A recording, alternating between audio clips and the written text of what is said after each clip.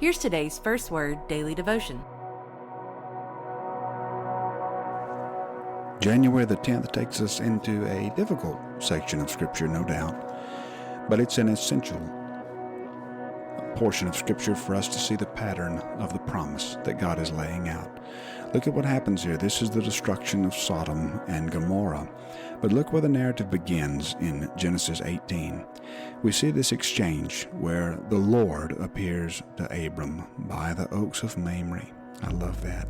The Lord meets him in a common place, the place where he interacts with Abram. Or this time, I guess it's Abraham. His name has changed. He lifted up his eyes and looked, and behold, 3 men were standing in front of him. And then look at this pattern here, or look at this pair that we have in verse 6. Abraham went quickly into the tent to Sarah and said, "Quick, 3 seahs of fine flour and make it into cakes." And verse 8, he stood by them under the tree while they ate. And then look at the intimacy that the Lord has with Abraham. The Lord said, "I will surely return to you about this time next year, and Sarah, your wife, shall have a son." Sarah was listening at the tent behind him. Abraham and Sarah, the Bible's reminding us, were old, advanced in years. The way of women had ceased to be with Sarah. So Sarah laughed to herself. And then here's what we learn, this wonderful truth in Genesis 18, verse 13. The Lord said to Abraham, "Why did Sarah laugh and say, 'Shall I indeed bear a son now that I'm old?'" And here's a question for us today.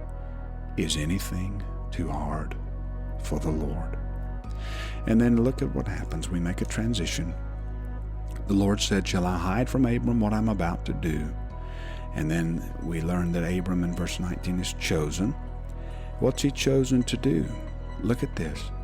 That he may command his children that he doesn't have yet, and his household after him, to keep the way of the Lord by doing righteousness and justice, so that the Lord may bring to Abraham what he has promised him. And if we don't understand the story of Sodom and Gomorrah in the terms that the Bible relates to us, then we won't understand the story of Sodom and Gomorrah in light of the promise. And so you can read about the depravity that happened in Sodom and Gomorrah.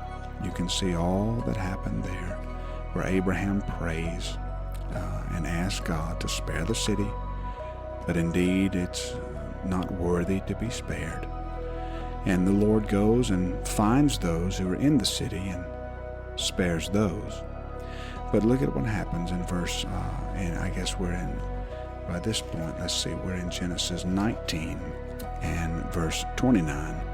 When God destroyed the cities of the valley, God remembered Abraham and sent Lot out of the midst of the overthrow when he overthrew the cities which he had lived.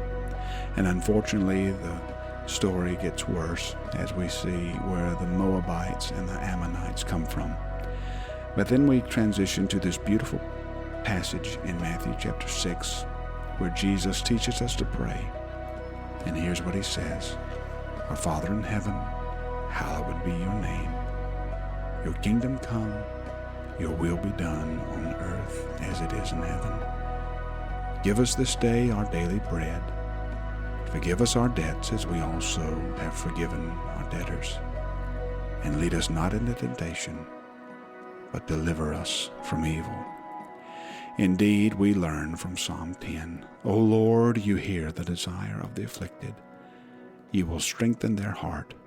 You will incline your ear to do justice to the fatherless and the oppressed, so that man who is of the earth may strike terror no more."